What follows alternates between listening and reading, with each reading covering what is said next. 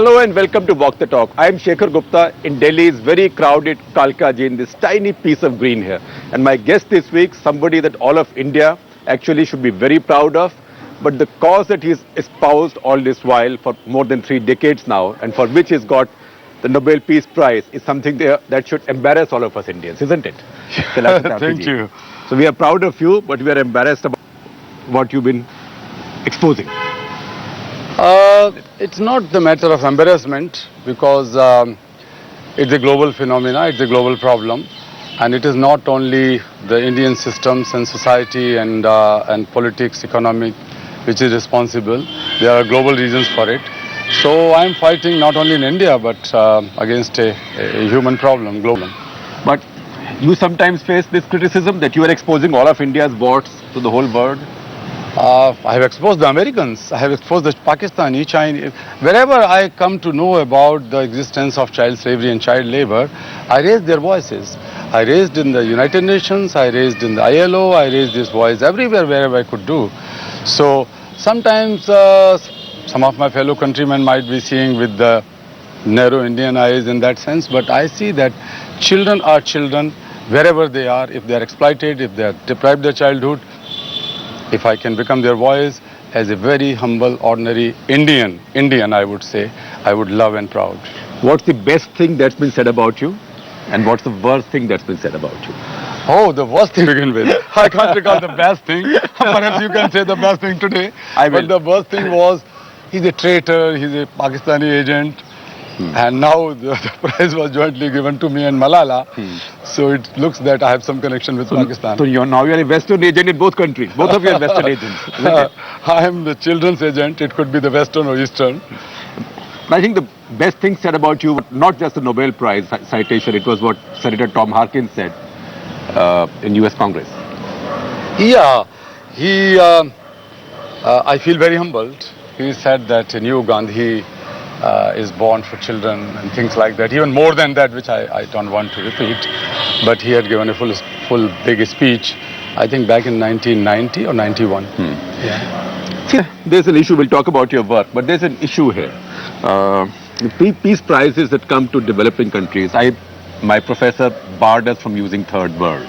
No third world, no superpower. He said it closes your mind. So I'm not saying third world. Peace prizes that come to poorer countries come for people who are working with extreme poverty issues there, and are exposing them. If you look at India, see Mother Teresa.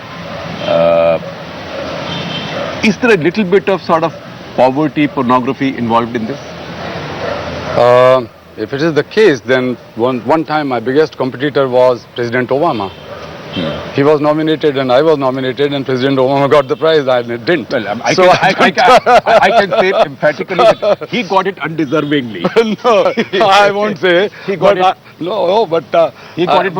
But your argument that it is normally given to such issues may not be so correct. No, but I'm talking of Nobel Peace Prize given in developing countries, poorer countries. Once again, I'm careful not to say third world. Yeah, not really. Not in developing countries. There are few examples, but there are many more. Most examples come from the politicians from developed countries or former politicians who try to do something for peace. So sometimes many people feel that the peace is something which could be restored by the Western powers, the powerful people. Peace is something which could be imposed on poor nations by the developed countries. That could be the notion of many people. But the truth is that the peace will have to be established by the people, those who live in the abject poverty. Because poverty in itself is the biggest violence.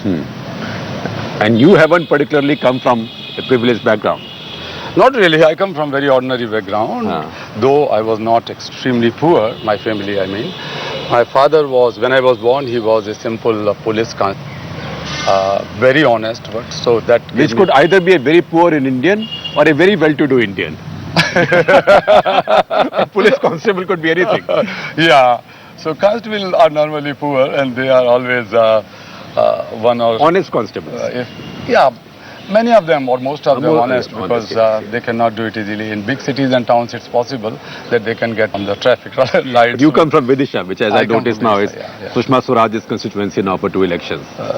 That's great. Vidisha is the place of Samrat Ashok's in-laws. Right. And I am much more proud because two of his children, one son Mahendra and daughter Sanghamitra, they were first Buddhist monks to India for peace and non-violence, to Sri Lanka and then to Burma. Ashoka and Sanghamitra were among those. Pardon me for reminding you, but the president of Sri Lanka is named after that Mahinda. he makes a sort of an intriguing Buddhist. If you go back to the essential message of Kalinga. Yeah. But having said that, there's a peculiar India. I'm not taking a view yet on your work. The peculiar challenge is that when you expose our warts to us Indians, we react like the immune system in a body reacts to a foreign virus. Why are we so unwilling to look at what's wrong with us? It's a mindset. For instance, there were many diseases and still many diseases that people try to hide. They say, oh, it's a part of life.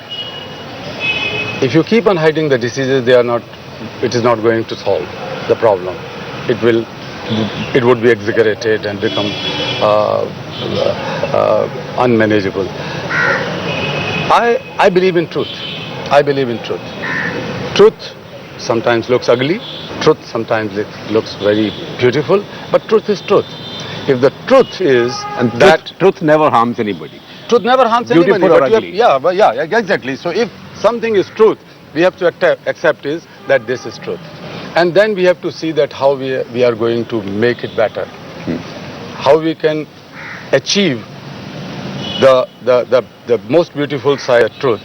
If a child is deprived of childhood and freedom, and you keep on hiding, considering that, oh, he's a poor child and he's working, nothing is bad in it, or if he is removed from there, he will die, starve, etc. This is not going to solve the problem. But this untruth has been sold in the name of truth for ages because of vested interest. But livelihood aspect to child labor. Look, Shekharji, globally, 168 million children are in full-time jobs, according to government. 16.8 crores. Yeah, 16.8 crores. And 20 crore adults are jobless. And there are ample of studies which prove that most of these jobless adults are none but the very parents or elder brothers and sisters of these children. Look at the vicious circle. But is there empirical data or is it anecdotal? No, the data is available. These are the empirical data which are available with the UN agencies. Peer reviewed? Yeah. Not urban legends. No. The number could be much more. Right. Could be more. It speaks out a trend that there is some sort of parallel between the adult unemployment, adults poverty and child labor. And that's why I have been advocating that child labor and poverty are the cause and consequences of each other. We have to completely abolish child labor so that we can find more places of jobs for adult people. And most of the adults are parents of these children. They can find jobs in place of their own children. But do you think you have also increased competitive challenges for Indian industry, which in any case finds it difficult to compete globally? It's good if you are competing for good. That's great. No, but you've raised the bar for them to make it tougher for them. Say compared to China, because you can't do very much in China. We do in China. Whenever a single incident of China comes, expose it. No, but who will find an incident in China? You can't even travel. But I China. traveled in China. You can't travel freely in China. I can't freely. That's true. But the problem is really serious here, because if you look at other data like the number of children in schools and attending their schools, it could not be 100% fake data from China. So if almost every child is in schools, cannot be trapped into, they cannot be easily trafficked like that. But definitely there are child laborers and child trafficking and child slavery and all kind of issues related to children in China. But the volume is something which we don't know, but it is not so big. I can say with the full authority. Why has Indian establishment, and now one party doesn't run India, so you work through the era of maybe 5 or 6 prime ministers. Yeah, and I met almost all of them. Between BJP, Yeah. Congress Party, Right. left of center Yeah, people, yeah. Gowda, Gujral, Yeah, Chandrasekhar, yeah. who I think you knew well. Yeah, one of them, yeah. Why has Indian establishment been at odds with you? Well, it begins with... They're suspicious of you, aren't they? Yeah, I mean, yeah. I'm making a statement. Let them be. But they are. Let them be. So it begins with a very fundamental. Now they have no choice. They have to beat you. I would thank God. God is supreme. Truth is supreme. Yeah. So anyway, it is mainly because of the mindset. General mindset in Indian society has not been pro-children, pro-childhood. Either we do charity to children to be naive, noble people, or we exploit children considering that they are cheapest source of labor and we can easily... Or they are someone else's children. Yeah, somewhere else children, of course, that's very general. But that somewhere else children is a common thing globally. But this is something very particular about our society. I'm actually doing them a favor. A favor by just giving some arm. But on the other hand, if they are poor, they are the cheap labor, we can exploit them. We can rape, we can abuse, we can sexually harass because she is most vulnerable and cannot raise the voice.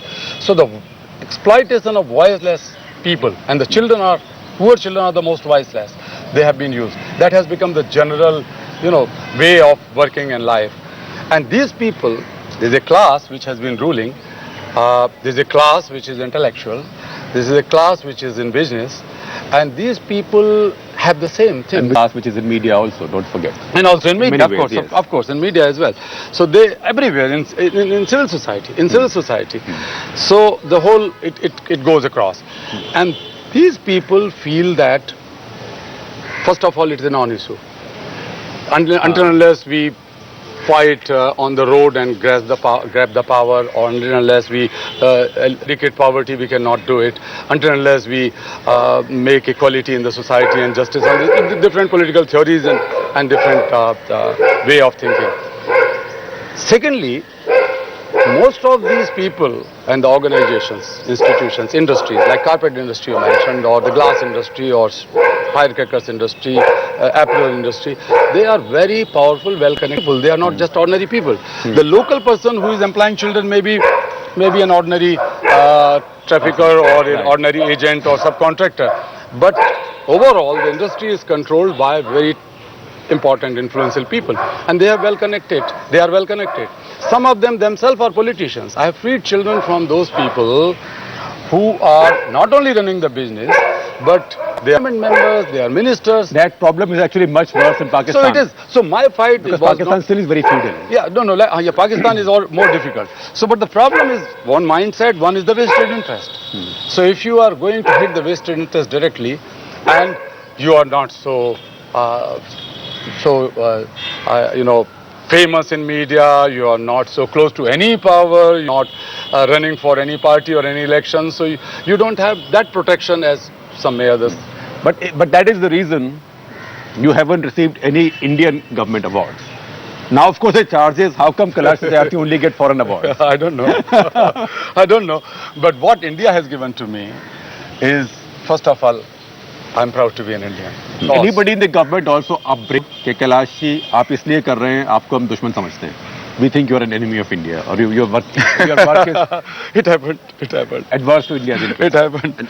I'm not going to name the Prime Minister, but definitely there was several. So one Prime Minister. Several. At least one Prime Minister. At least one Prime Minister who was very angry, and he said that you have ruined the carpet industry, and he comes from the eastern UP. So he says that I am going to take actions. Mr. Chandrasekhar.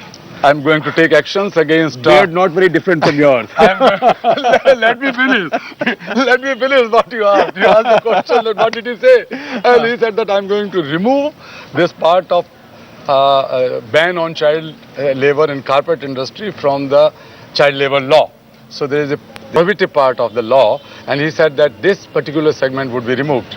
But we had some campaign, and the Prime Minister did not live long, so somehow we could manage. So before I let you go, we started this conversation with Senator Tom Harkin from Iowa, describing you as the new Gandhi for children, in fact. Tell us a little bit about who got in contact with him and what role he has played in your life, because I noticed one of the first people you thanked after your award On Twitter was he? I spoke to him immediately. Right. Because it was late night, so in the Right. morning I spoke to him. He has been a great strength for me. I knew his persona, his very genuine, saintly political life. He was a big fighter with Martin Luther King. Several times he got arrested and beaten up during that time, anti-apartheid movement. So he was known actually as an anti-apartheid person. Then he was a pro-labor person, leading several issues related to labor in general. But somehow he came to know about me, and the trade union leaders introduced me to him. I think it was in 1990 or so. And he also read, actually, he read one thing in Washington Post. There was a front page story, half page story about me and my work. Right. And that was very unusual, actually. It is still unusual, but that time, in 1990, you can hardly see the name of India in a good sense. So, Well, the name of India was not in a good sense, in a way. Exactly. The way it was projected was No, really, because even if the story was about a negative aspect of India, so which it is was a reality. it was a positive aspect. He said it was about me. It was not about the problem. No. He said that just a person who left, who gave up a lucrative career of an engineering, which is very important in a country like India in 1990. He's working for the cause of children. And the story was focused in my rehabilitation center, Mukti Ashram, not on child labor as per se. There must be many more stories in the past. But the solution, and I believed in solution. I always believed in solution. Highlighting the problem is just, rotating the wheel all the time and being happy that something is running. This is nonsense. I never ever believed in. Of course, you have to recognize the problem. But I strongly believe that the solution of every problem lies in the womb of the problem itself. And I fought for the solution. And do you see this problem being resolved in your lifetime? Or you think I am sure. I'm more than sure. And it's just Nobel Prize is not the proof of it. The proof lies in how many countries have ratified international legislation, how many countries have made new laws after the campaign I started, like the global march against because the child global labor. law you support, India is opposed to. India is not opposing. It is in pipeline. But so far India is opposed. Not opposed. Not opposed. It But it is not ratified. No, it is not ratified. Does not mean that it is not opposed. But they are working on it. I spoke to the people in the ministry in the past government also, and this government. It is in pipeline. But they are probably different, of course. That is the reason. Earlier they opposed, definitely. But now at least we reached to a situation where it is not being opposed. So it is there. So I think all we can wish is that let's hope this problem is over in our lifetime, and may you live for a very long time. That's why I say that things are changing. So it gives you time then to latch on to another big social event. So I'm not too old, of course. I'm Absolutely 60, not. but Yes, absolutely. and I'm healthy. And nobody in the 50s is old. thank you so much, you. Shekhar.